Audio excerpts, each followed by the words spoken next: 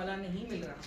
और प्लीज़ ये आप ना सोचिएगा कि ये जो है हमारे लेवल से बड़ी लो है, एचओज जो हैं उनके बारे में बात कर रहे हैं, ये आपके लेवल के ऊपर है वीडियो। इसमें कोई मतलब ये जो केस डिस्कशन होगी इसमें कोई ऐसी बात नहीं है जो आपके सर के ऊपर से गुजरे, सही है।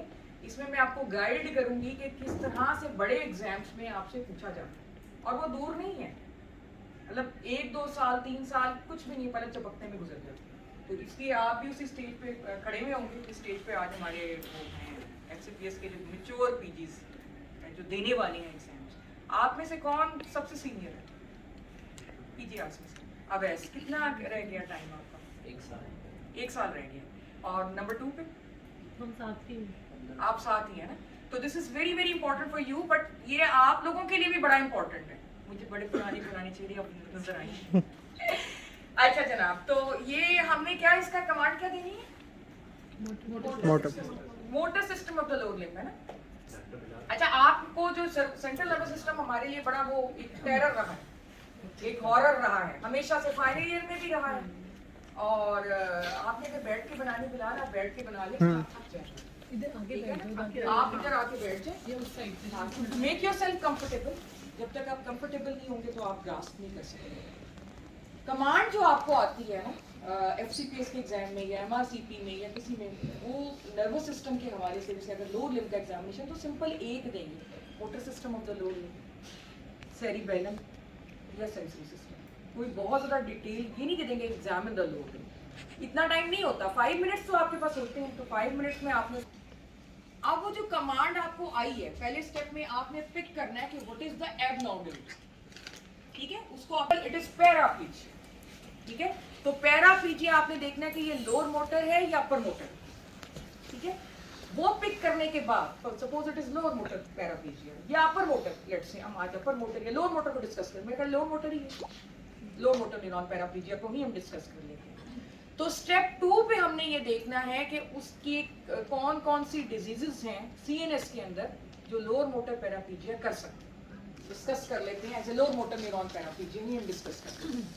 तो कौन कौन सी डिजीजेस हैं in the central nervous system which can cause lower motor neuron paraplegia? बताइए।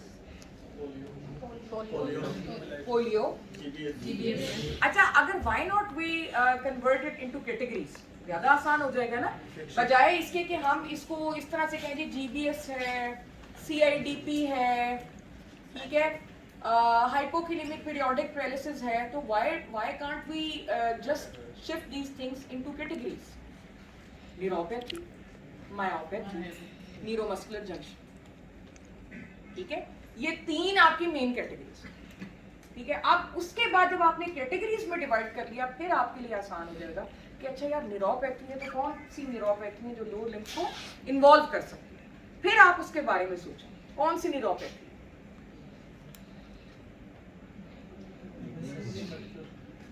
Multiple sclerosis is a demyelinating disease, वो करती है आपके ऊपर effect ji.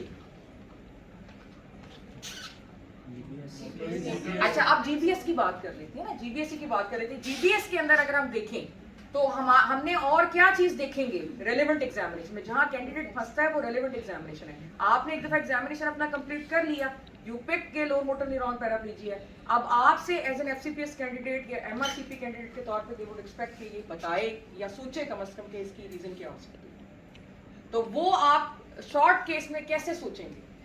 Bye doing a specific sign. तो आपने अगर जीबीएस सोचा है तो आपके जहन में क्या चीज आएगी कि मैं इसमें ये भी चेक करूं, तो चेस्ट एक्सपेंशन करेंगे और व्हाट एल्स, तो एक ही करोगे ना, क्योंकि इतना टाइम नहीं होता। आपका सारा टाइम तो निकल जाता है मेन एग्जामिनेशन पे ना, मेन एग्जामिनेशन, उसके बाद आपके पास 1-2 मिनट ही बचते हैं। उस 1-2 मिनट के अंदर आपने एग्जामिनर को ये शो करना होता है कि मैंने इस डिजीज के बारे में, इस कैटेगरी के बारे में सोचा है, ठीक है। वो आपसे ये एक्सपेक्ट नहीं कर रहा होता कि 5 मिनट में आपने डायग्नोसिस ही बना लिया।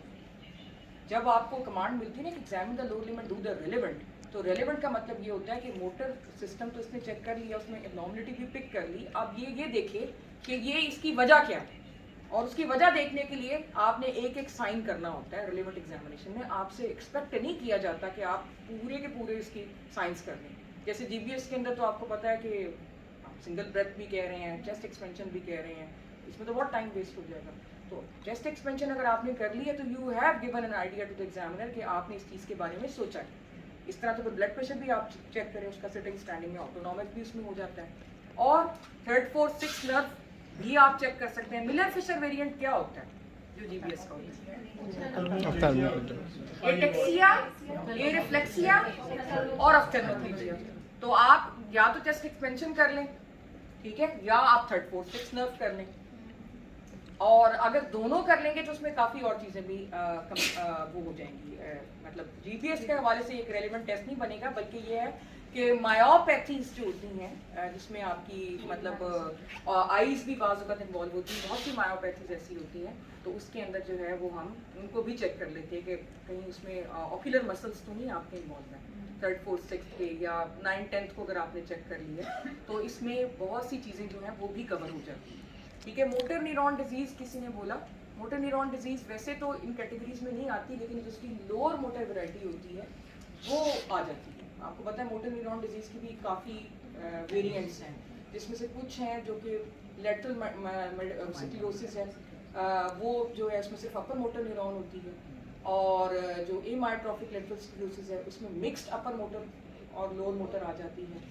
और इस तरह प्रोग्रेसिव जो मस्कुलर एट्रोफी होती है उसमें लोअर मोटर होती है, तो उसमें भी बाज़ वक़्त ये होता है कि आपके 9 यानी बल्बर पाल्जी भी साथ आ रही होती है, तो उसके रिलेटेड एग्जामिनेशन के अंदर भी आपकी थर्ड फोर्थ सिक्स्थ नर्व भी आ जाएगी और आपकी 9-10th नर्व भी आ जाएगी और चेस्ट एक्सपेंशन आ जाएगी। फिर आ जाता है जनाब न्यूरोमस्कुलर जंक्शन, उसमें क्या टेस्ट करेंगे?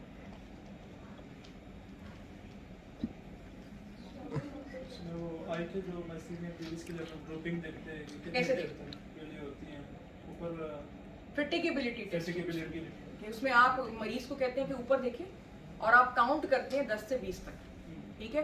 तो जो माइस्थीनिया ग्रेविस का पेशेंट होगा उसकी आई जो है वो ग्रूप कर जाएगी, या आप उसको दोनों उसके शोल्डर गर्डर की मसल्स की पावर चेक करते हैं और वो देख लेते हैं कि कितनी है। उसके बाद आप मरीज को कहते हैं कि अब आप इस तरह करें 10 दफ़ा, और फिर जब वो 10 दफ़ा कर लेते हैं फिर उसकी पावर चेक करते हैं, तो उसमें वाज़े कमी होती है। तो ये माइस्थीनिया ग्रेविस के लिए फिटिकेबिलिटी टेस्ट है। तो एग्जामिनर आपसे ये एक्सपेक्ट करता है कि ये सारी चीज़ें आपने की हुई हों as a mature candidate. He does not expect from you कि फाइनल ईयर के स्टूडेंट के लेवल पे आपने सिर्फ और सिर्फ ये पिक किया कि जी इसको पैराप्लीजिया है और ये लोग, ठीक है, फिर कॉज क्या, वजह क्या? If it is lower, then you have to think in your mind, it can be neuropathy, it can be myopathy, it can be neuromuscular junction, it can be lower motor variety of motor neuron disease, it can be hypokalaemic periodic processes. Now, what test would I do? मैंने करना क्या क्या है to check these diseases or categories? अच्छा, अगर GBS है तो मैंने थर्ड फोर्थ सिक्स को चेक कर लिया, मैंने चेस्ट एक्सपेंशन को चेक कर लिया। अगर ये वो है मायोपैथी है तो मैं अपर लिम्ब में भी ग्रॉस पावर इसकी चेक कर लूँगा, ठीक है, जहाँ मैंने लोअर में की है। 9-10th को भी चेक कर लूँगा क्योंकि बल्बर भी मसल्स बाज़ वक़्त इन्वॉल्व हो जाते हैं, तो ये भी मैं चेक कर लूँगा। और अगर ये न्यूरोमस्कुलर जंक्शन है तो मैं फिटिकेबिलिटी टेस्टिंग जो है वो इसकी करवा लूँगा, जिसमें कि मैं ये ऊपर उससे कहूँगा कि स्टेयर करें और ये वाला टेस्ट जो है वो मैं इसको करवा लूँगा, ठीक है। पॉज।